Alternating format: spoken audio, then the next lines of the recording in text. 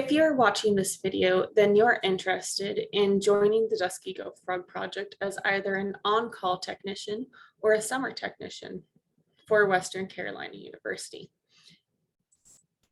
The Dusky Gopher Frog is one of the most endangered amphibians in the United States. It was originally listed as critically endangered in 2001 by U.S. Fish and Wildlife Service. And while it used to range from Alabama all the way over into Louisiana and parts of Florida, it's now only found in a few select ponds of southern Mississippi. And it's our job to monitor the growth, survival, and recovery of these frogs and its habitat. Now, the gopher frog habitat is very specific in that they require open canopy ephemeral ponds that dry seasonally. And within the pond basin, there's a combination of emergent and submergent vegetation.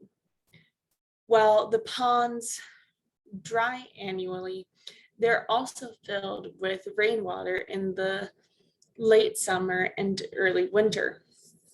And the hope is that they'll retain this water through May or June to allow tadpoles to metamorphose into full adults.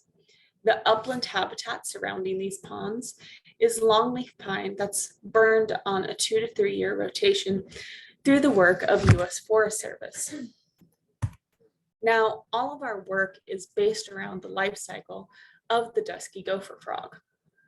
As I said, in the late winter to early spring, so anywhere between November to March, adult gopher frogs will migrate into the pond to breed from their permanent terrestrial burrows.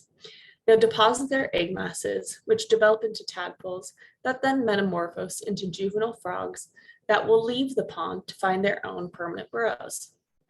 While the eggs are still in development and haven't yet hatched into full tadpoles, we collect a portion of those for head starting and captive rearing of the dusky gopher frog, so that we can support the population in years where the pond dries prematurely or there's a disease outbreak.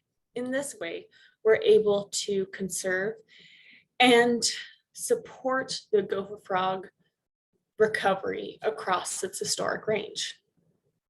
The main way that we monitor for dusky gopher frog population is through the use of a drift fence. Now, we know that these frogs migrate into the pond to breed because their habitat is so specific. And we also know that adults prefer breeding in the late winter and early spring when the pond is at a certain water level, it has just rained, it is currently raining, or the upland habitat is very wet. They also only migrate at night. And so as a result of knowing this information on when they're moving, we're able to use a drift fence to get a complete census of the population. As the adults migrate into the pond to breed, they'll hit an artificial barrier that has buckets on either side of it. When they walk along the fence to try and find an opening to get to the pond, they'll fall into one of these buckets. And it's our job to walk the perimeter of this fence at least once every 2 hours, but more along the lines of once every half hour, to make sure that we capture and collect weight, mass, sex, and tag each individual animal. And then we release them on the inside of the pond so that they can continue to breed. Once done, they'll exit the pond, at which point we'll capture them on the inside of the fence, collect weight, length, and their tag number, and then release them on the outside. This way we know about survival pre and post breeding. Now, the drift fence isn't just where you'll see dusky gopher frogs.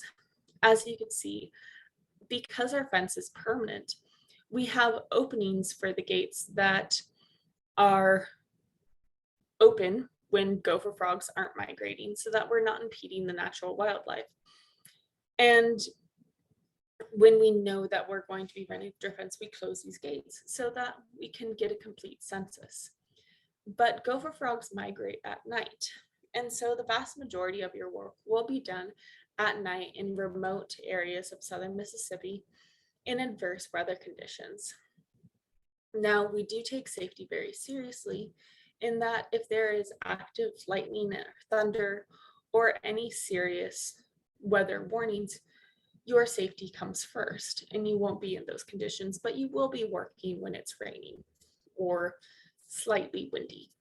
But you won't just see gopher frogs at the drift fence. You'll see many other frogs, snakes, turtles, the occasional duckling, deer, rabbits, a whole slew of wildlife that you didn't even know was in your backyard. It's a great amount of fun, but it's also a good amount of work. Now,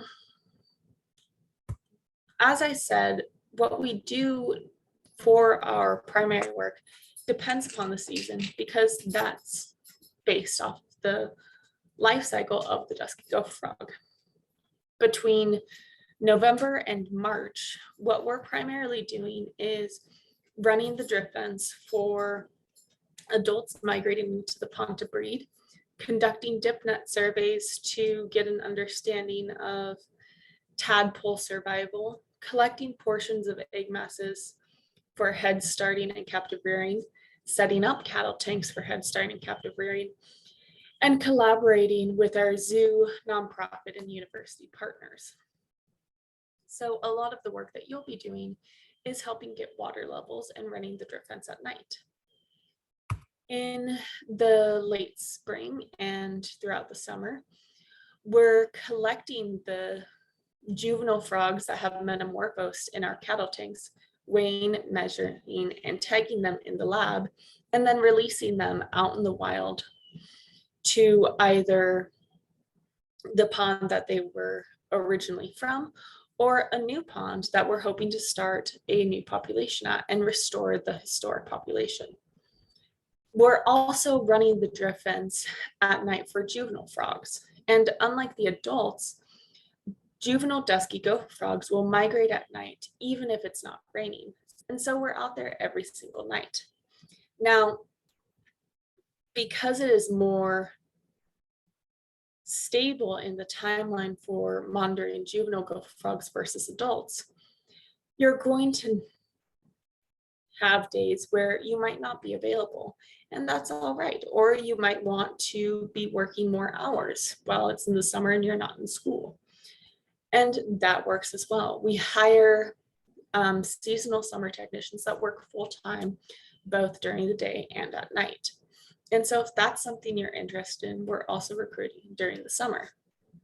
Some other tasks that you'll help throughout the year include collecting pH and water levels at ponds across the state, helping mow around the drift fence and cattle tanks, as well as other habitat maintenance, assisting on research projects, including DNA extraction, collecting sediment cores, assisting graduate students with their work, helping zoo and nonprofit partners with some of their research tasks, and occasionally assisting in environmental education and outreach activities.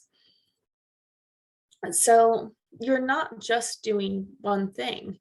It's really a wide variety of skills that you can get in working in this position.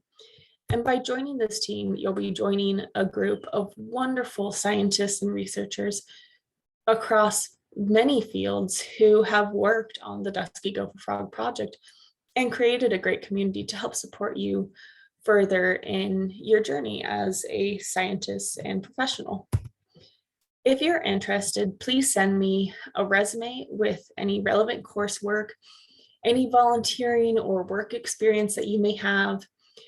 Any wilderness or field experience is especially valued. It doesn't have to be in biological sciences, and it doesn't have to be with frogs specifically. Just a thorough understanding of what your experience working in the wilderness is. 3 professional references, so people who are not related to you, and a cover letter explaining why you're interested in the position, what you hope to do in the future, and how this job may help you.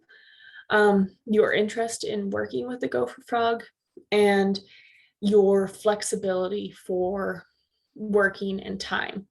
This job is an on-call position. So that really means that if we have conditions to work, I will either call or text you and say, hey, are you available to work tonight? And if you are, then you're on the schedule. And if you're not, you're not. So you really get to make of this position what you want it to be. I highly encourage anyone to apply, even if you don't think you're qualified. I'm of the strong belief that anyone could do anything with time, opportunity, and interest. And I sincerely hope to hear from you soon. Thank you so much, and good luck in the future.